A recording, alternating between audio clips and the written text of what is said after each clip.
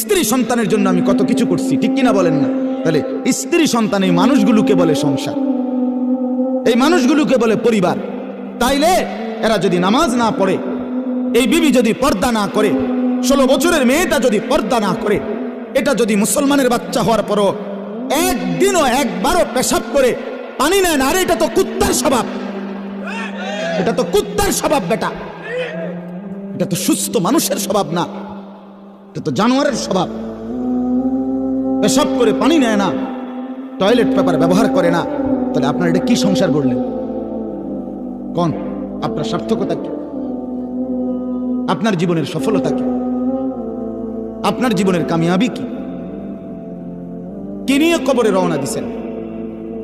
আজকে 20 বছর ধরে ঘরে রঙিন টেলিভিশন চলতেছে, 20টা বছর ধরে, 10টা বছর ধরে আপনার ঘরে